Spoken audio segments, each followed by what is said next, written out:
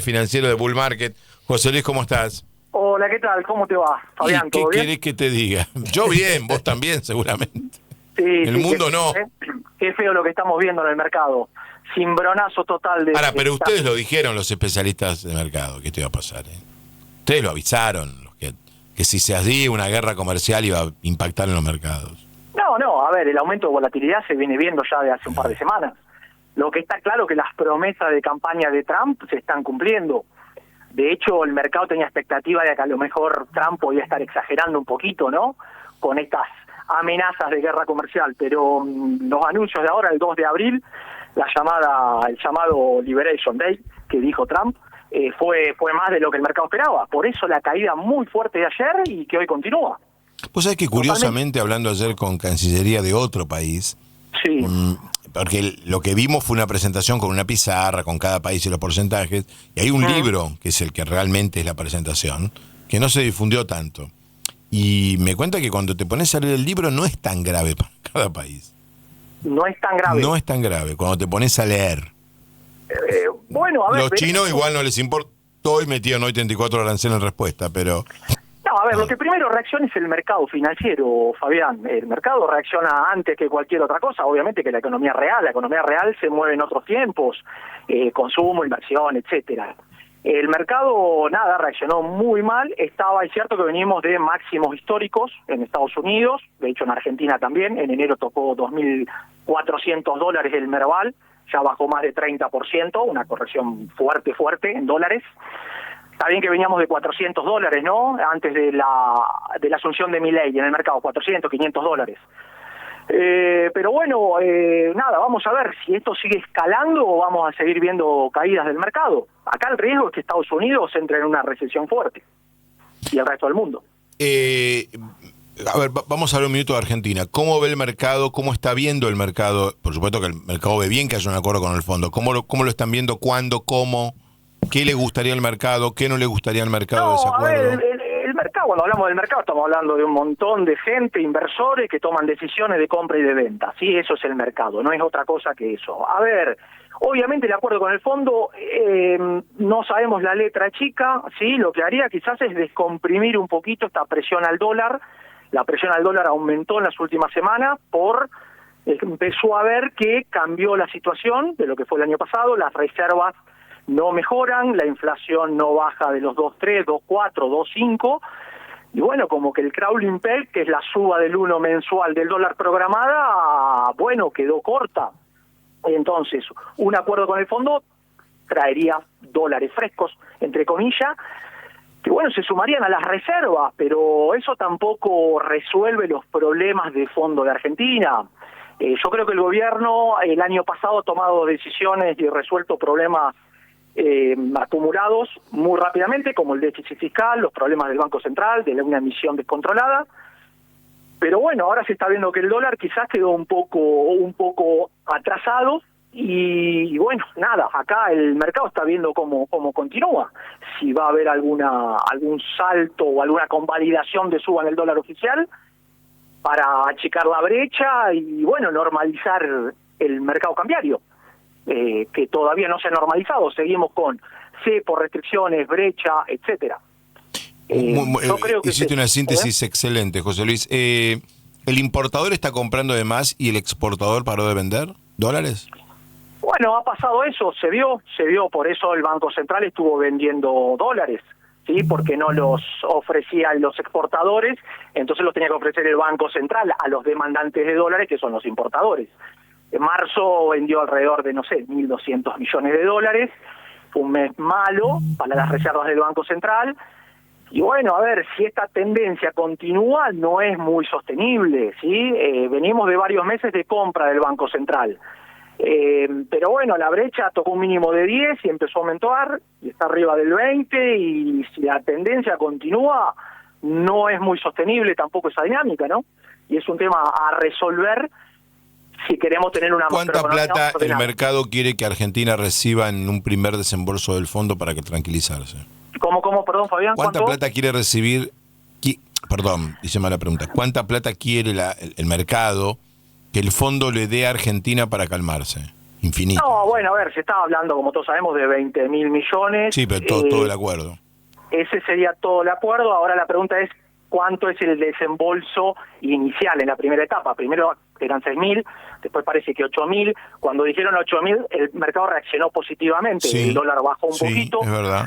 Es verdad, pasó eso. A ver, si eso aumenta, bueno, quizás vemos la misma reacción del mercado.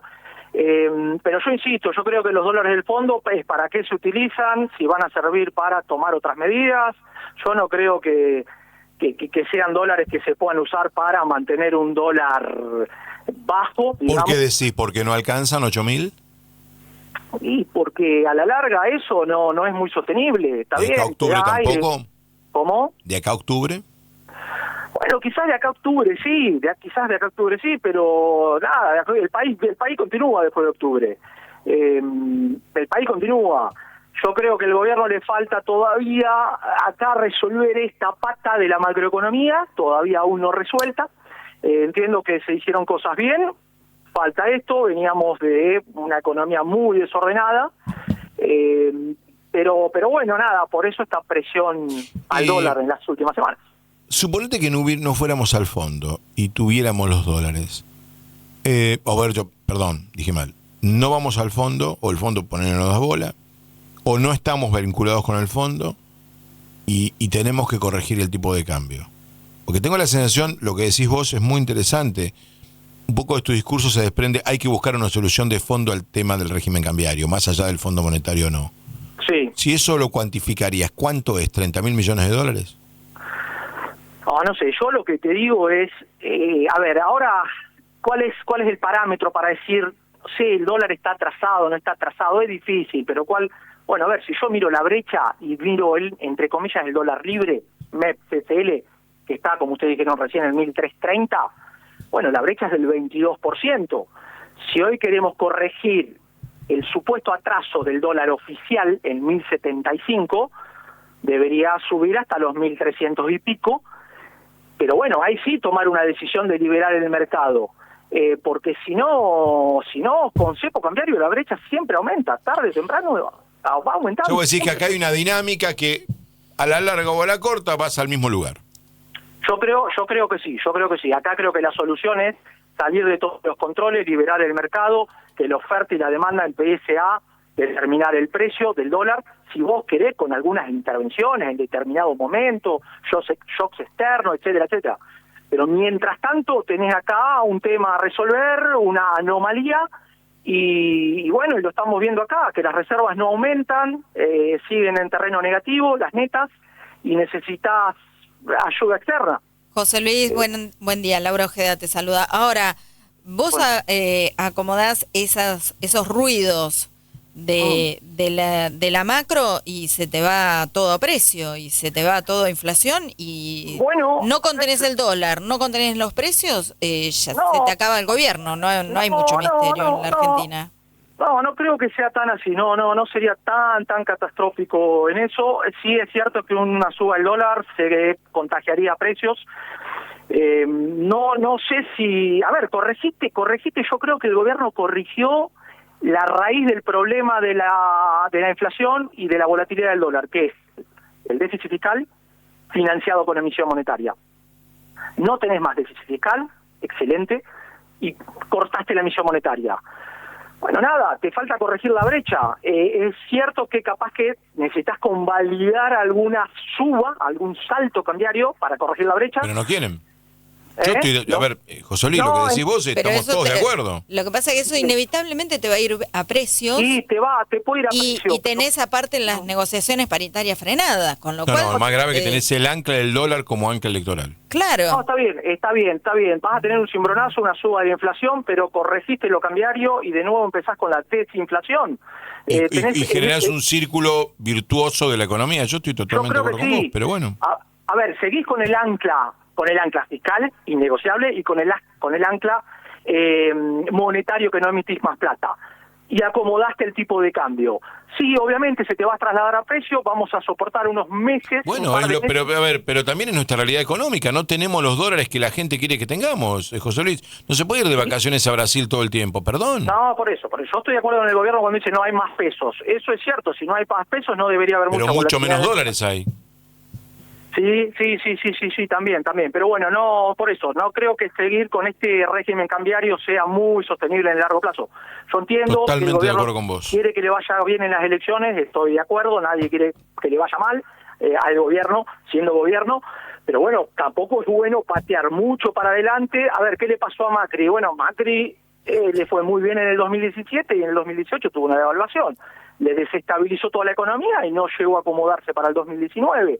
Yo no digo que tenga que pasar lo mismo, no tienen por qué repetir. No, ninguna, y agrego, aprovecho de decir, nada que ver con el 2001 esto, porque viste que se copia, cada por eso, cada momento escribe su propia historia, ¿no? Por eso, tampoco digo, bueno, no, dejemos todo para después de las elecciones, porque capaz que después de las elecciones, si llegás con brecha del 50-60%, y peor el problema que tenés, ¿cómo salís de ahí? ¿Te puedo decir humildemente lo que haría? Sí, más fácil obvio. que todo. Decime. Yo dejaría que el dólar empiece un poquito a flotar y lentamente el oficial lo subiría informalmente a esa flotación manteniendo una brecha del 30-35. Hasta ver hasta dónde. Lo dejaría andar un poquito. Bueno, acá el mercado está viendo un poquito eso, que el crawling del 1 ya no tiene mucho más. No anunciaría nada, ¿viste? Yo, bueno, él está a 1.300, no vendo, porque además estoy perdiendo reservas como loco, que es lo que el fondo me pide que no pierda. He perdido 4.000 y pico de millones, 4.500 millones en 3 meses, 4 meses.